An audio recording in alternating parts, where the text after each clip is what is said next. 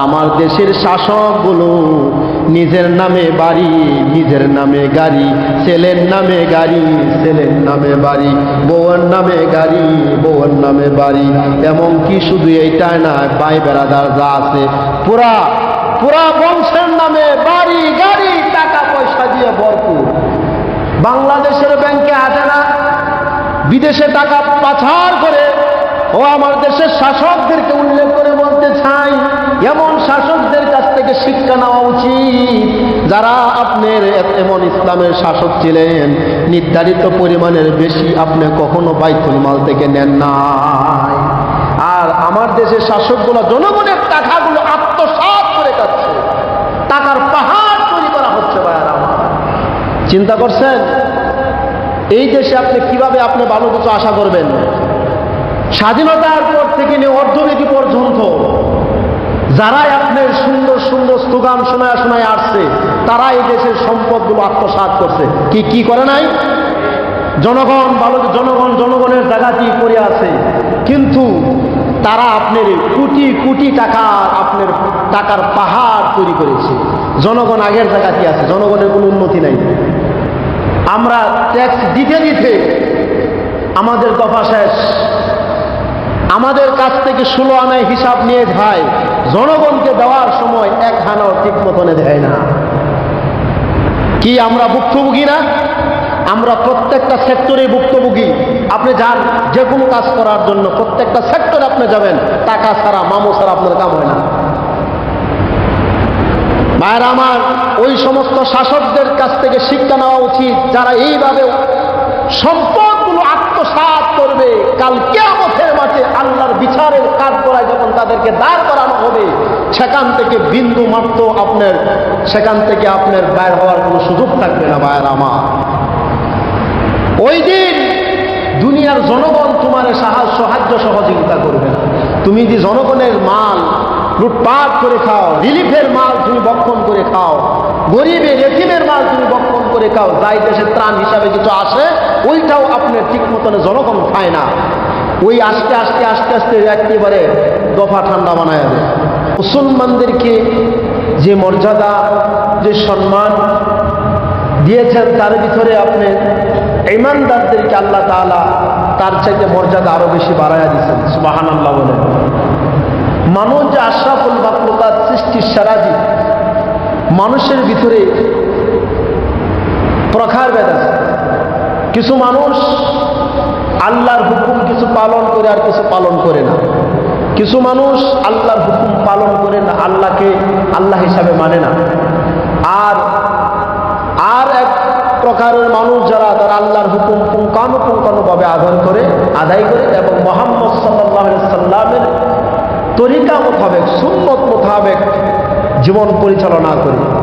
যারা নাকি রাসূলুল্লাহ সাল্লাল্লাহু আলাইহি সাল্লামের হুকুমকে পুঙ্খানুপুঙ্খানুভাবে বাস্তবায়ন করে, যেভাবে রাসূল করিম সাল্লাল্লাহু আলাইহি সাল্লাম পরিবার জীবন, সামাজিক জীবন, রাষ্ট্রীয় জীবন যেভাবে করে গিয়েছেন, সেইভাবে তারা হুকুম হাকামগুলো সঠিকভাবে পালন করে। ভাইয়েরা আমার, আমরা এই পৃথিবী আল্লাহ রাব্বুল আলামিন সৃষ্টি করেছেন, যত কিছু আছে সমস্ত কিছু মানুষের উপকারার্থে সৃষ্টি করা হয়েছে। জমিন কার? আল্লাহ। আকাশ কার? আল্লাহ। আপনি আমি দু চোখে যা কিছু দেখি সব কিছুর মালিক হচ্ছেন একমাত্র আল্লাহ তাআলা। মানুষ শুধুমাত্র এটার রক্ষণাবেক্ষণের দায়িত্ব দিয়েছেন আল্লাহ রাব্বুল আলামিন। মানুষ পরিচালনা করবে আল্লাহর হুকুম মোতাবেক। আল্লাহ বলেছেন, লিল্লাহি মা ফিস সামাওয়াতি ওয়াল আরদ। আকাশ এবং জমিনে, নভমণ্ডল এবং গ্রহমণ্ডলে যা কিছু আছে সমস্ত কিছুর মালিক হচ্ছেন আল্লাহ। সুবহানাল্লাহ বলেন। প্রিয় ভাইরা আমার, আল্লাহ রাব্বুল আলামিন যেই পৃথিবীর মালিক, ওই পৃথিবীর ভিতরে শুধু এই আমরা আপনার দু চোখে যা কিছু দেখি সমস্ত সৃষ্টি জগতের মালিক যেমন আল্লাহ তাআলা রব্বুল আলামিন, তেমনিভাবে মুহাম্মদুর রাসূলুল্লাহ সাল্লাল্লাহু আলাইহি সাল্লাম হলেন রহমাতাল লিল আলামিন। গোটা জগতের জন্য নবীকে রহমত স্বরূপ প্রেরণ করা হয়েছে। সুবহানাল্লাহ বলেন। ঠিক তদ্রূপ আপনার সেই মুহাম্মদ সাল্লাল্লাহু আলাইহি সাল্লাম ন্যায়ের শাসক ছিলেন, ন্যায় নীতি প্রতিষ্ঠা করে দেখিয়ে গেছেন। সাহাবায়ে কেরাম করেছেন, ন্যায়ের শাসক ছিলেন। তেমনি ভাবে সাহাবায়ে কেরামের পরে তাবিঈন, তারা এইভাবে ন্যায় প্রতিষ্ঠা করে গিয়েছেন। তবে তাবিঈন তারাও ন্যায় প্রতিষ্ঠা করে গিয়েছেন। একদল উলামায়ে কেরাম তারাও চাচ্ছে হযরত আবু বকর, হযরত ওমর ইবনুল খাত্তাব, উসমান গনি জুন্নুরাইন, হযরত আলী কাররামাল্লাহু ওয়াজহাহু, এই চারজনের ভিতরে আমি চারজনের জীবনী আলোচনা করে আমি শেষ করতে পারবো না। আমি শুধু একজন শাসক, আপনার উমরের শাসনামল তো ব্যাপারে মোটামুটি আপনারা ভালো জানেন, কিন্তু উমরের শাসনামলটা আমরা অনেকেই সচরাচর সমস্ত উলামায়ে কেরাম আলোচনা করি বলি, কারণ তিনি এমন একজন শাসক ছিলেন যে শাসক থাকার কারণে আমি আগেও বলেছি যে উনাকে মানুষ তো ভয় পাইত, শুধু এইটাই না, এবং শয়তানও তারা দেখে রাস্তা ছেড়ে দিয়ে অন্য একটা রাস্তায় চলে যেত। আমি সেই শাসকের আলোচনা আজকে করব না। আমি হযরতে আলী কাররামাল্লাহু ওয়াজহাহু ওনার শাসনামলটা আমি একটু তুলে ধরব। উনি যখন খেলাফতের দায়িত্ব ছিলেন, তিনি কেমন একজন শাসক ছিলেন, একটা আপনার আলোচনার মাধ্যমে, ঘটনার মাধ্যমে আপনার বলা যাবে।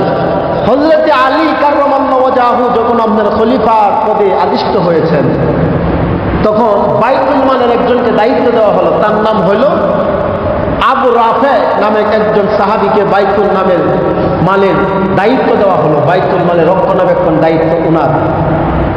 প্রিয় ভাইরা আমার, হযরতে আলী এমন একজন ব্যক্তি ছিলেন,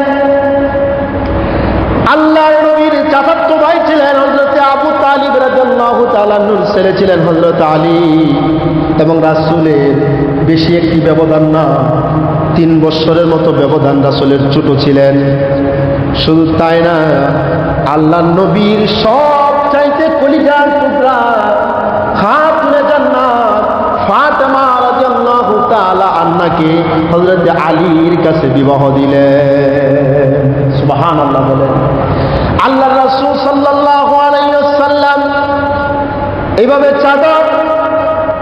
চাদরগুলোকে আবৃত করলেন, ডাক দিলেন ফাতেমা রাদিয়াল্লাহু তাআলা আনহু, ডাক দিলেন ইমাম হাসান হুসাইন রাদিয়াল্লাহু তাআলা আনহু, এবং ডাক দিলেন আলী কাররামাল্লাহু ওয়াজহাহু। তাদেরকে ডাক দিয়া চাদর দ্বারা আবৃত করলেন, বলেন এরা হলো আমার আহলে বায়াত, এদেরকে যারা কষ্ট দিবে আমি রাসূলুল্লাহকে কষ্ট দেওয়া হলো, আর আমি রাসূলুল্লাহরে কষ্ট যে দিবে সে যেন আল্লাহরে কষ্ট দেয়। নাউজুবিল্লাহ বলেন। এমন একজন শাসক ছিলেন আলী রাদিয়াল্লাহু তাআলা আনহু। ভাইরা আমার, বাইতুল মালের দায়িত্ব যারা দেওয়া হলো, ভাইরা আমার, স্বাভাবিকভাবে আমরা যখন ঈদ উদযাপন করি, আমরা নতুন পোশাক পরিধান করি না? ছোট বাচ্চা যারা আছে তারা নতুন পোশাক পরিধান করে, শুধু এখন না, এটা আগেও সিস্টেম ছিল, নতুন পোশাক পরিধান করা, অলংকার আদি নতুন নতুন অলংকার করা, এগুলো করত। নতুন পোশাক পরিধান করার কারণ ঈদ মুসলমানদের জন্য বড় একটা উৎসব, আনন্দের দিন। এই দিন সবাই নতুন পোশাক পরে ঈদগাহের মাঠে যায়। বার আমার, হযরতে আলী রাদিয়াল্লাহু তাআলা আনহুর কন্যা জয়নব রাদিয়াল্লাহু তাআলা আনহা, তিনি বাইতুল মালের দায়িত্ব যিনি আছেন, আবু রাফেকে গিয়ে বললেন আমার তো কোনো অলংকার নাই, শুনলাম বাইতুল মালের ভিতরে মণি মুক্তার একটা হার আছে, ওই মণি মুক্তার হারটা আমাকে যদি একটু দাঁড় দিতেন, আমাকে যদি কয়দিনের জন্য দাঁড় দিতেন, আমি পরিধান করে ঈদগাহের মাঠে যাব, ঈদের দিন আমি পড়ব, আমাকে কয়দিনের জন্য দাঁড় দেন। এই জয়নব কে ছিলেন? তখনকার খলিফা, ভাইরা আমার, মুসলিম জাহানের খলিফা আলী কাররামাল্লাহু ওয়াজহাহুর কন্যা জয়নব বাইতুল মালের দায়িত্ব রক্ষককে বললেন আমাকে কয়েকদিনের জন্য হাতটা একটু দাঁড় দেন। তিনি বললেন, ওনার কাছে গিয়ে যখন অনুমতি চাইলেন, তখন রাফে বললেন 3 দিনের জন্য তোমাকে আমি দিতে পারি, ওই মালটা আবার আমার কাছে ফেরত দিতে হবে, 3 দিনের জন্য দাঁড় দিব।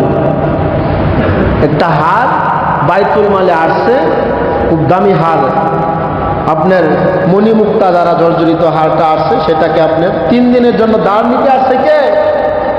খলিফার কন্যা জাইনাব রাদিয়াল্লাহু তাআলা আনহা।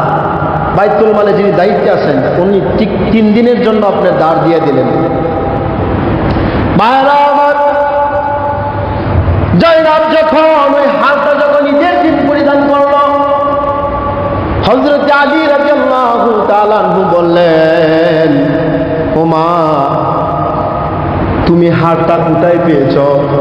ঘটনাটা খুলে বললেন যে বাবা, আমি বাইতুল মালের রাফে উনার কাছ থেকে আমি এটা অনুমতি নিয়ে 3 দিনের জন্য দাঁড়াচ্ছি।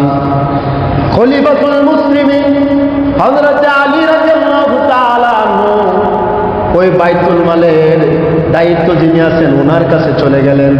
যাওয়ার পরে গিয়ে বললেন, এই হারটা তুমি আমার মেয়েকে জয়নবকে কেন তুমি দান? বলতেছে, হে আলী, আমাকে সে 3 দিনের জন্য দাঁড় নিয়ে 3 দিনের জন্য দাঁড় চেয়েছে, আবার হাতটা ফেরত দিবে, সেই জন্য আমি দিয়ে দিলাম।